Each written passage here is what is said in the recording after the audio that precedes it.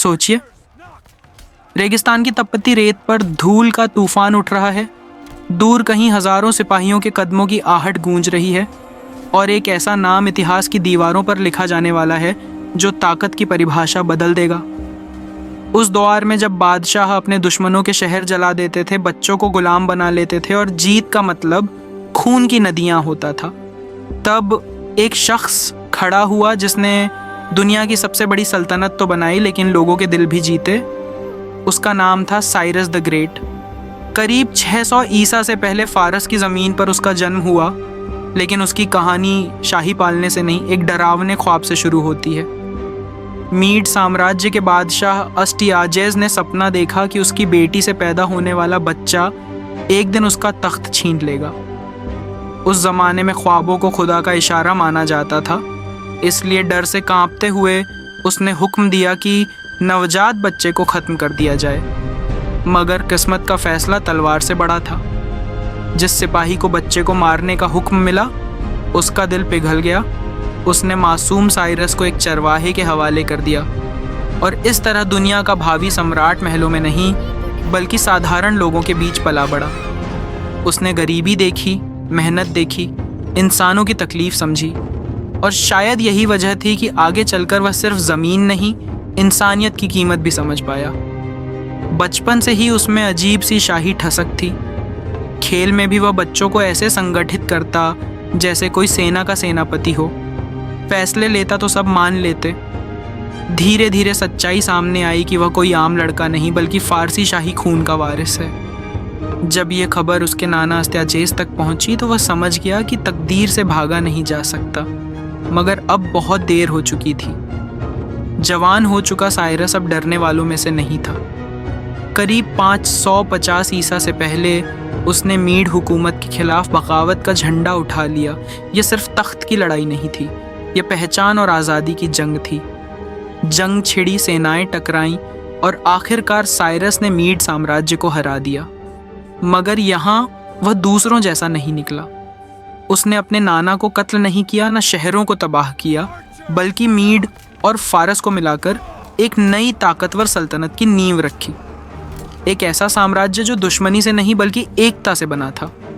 इसके बाद उसकी नज़रें लिडिया की दौलतमंद रियासत पर पड़ी, जहाँ का बादशाह क्रोइसस अपनी बेहिसाब दौलत और सोने के खजानों के लिए मशहूर था। क्रोइसस को यकीन था कि फारस उसकी ताकत के सामने टिक नहीं पाएगा, लेकिन जंग का मैदान कुछ और ही कहानी लिख रहा था। साइरस ने उसे हरा दिया, फिर भी उसे जलील या कत्ल नहीं किया बल्कि इज्जत के साथ रहने दिया, क्योंकि वह समझता था कि हराया हुआ दुश्मन अगर जिंदा और सम्मानित रहे तो वह दुश्मन नहीं, वफादार बन सकता है। अब बारी थी दुनिया के सबसे शानदार और ताकतवर शहर की, बेबीलोन। 539 ईसा से पहले जब साइरस की फौजें बाबिलोन की दीवारों के पास पहुंची तो लोगों को लगा अब खून की बारिश होगी, मगर हुआ उल्टा। शहर लगभग बिना बड़ी तबाही के उसके कब्जे में आ गया, क्योंकि साइरस ने ऐलान किया कि वह लोगों के मजहब, उनकी भाषा, उनकी परंपरा और उनके मंदिरों का सम्मान करेगा। उसने जबरन धर्म परिवर्तन नहीं कराया, न सांस्कृतिक पहचान मिटाई। उसने खुद को विजेता नहीं बल्कि मुक्तिदाता के रूप में पेश किया। उसी दौर में बाबिलोन में कैद यहूदी कौम को उसने आज़ादी दी, उन्हें अपने वतन लौटने और यरूशलेम में अपना मंदिर दोबारा बनाने की इजाज़त दी, और उसके इन ऐलानों को एक मिट्टी के सिलेंडर पर दर्ज किया गया जिसे आज हम साइरस सिलेंडर के नाम से जानते हैं। कई इतिहासकार इसे इंसानी हकूक़ की शुरुआती घोषणाओं में गिनते हैं। उसकी सल्तनत मध्य एशिया से लेकर भूमध्य सागर तक फैल गई, मगर उसने हर इलाके को सीधे लोहा दिखाकर नहीं चलाया। उसने स्थानीय हाकिमों को जिम्मेदारी दी, टैक्स का सिस्टम बेहतर किया, व्यापार के रास्ते सुरक्षित बनाए और कानून व्यवस्था कायम की, ताकि लोग डर से नहीं बल्कि भरोसे से जी सकें। यही वजह थी कि उसकी मौत के बाद भी उसकी बनाई नींव पर साम्राज्य खड़ा रहा, और बाद में आने वाले शासकों ने उसे और फैलाया। करीब 530 ईसा से पहले एक अभियान में, जब वह मध्य एशिया की घुमंतु कबीलों से लड़ रहा था, तब जंग के मैदान में उसकी मौत हो गई। न सोने के महल में, न साजिश में, बल्कि एक सिपाही की तरह। उसकी सादगी भरी कब्र आज भी पार्स गादा में मौजूद है, बिना दिखावे के मगर शान से खड़ी हुई।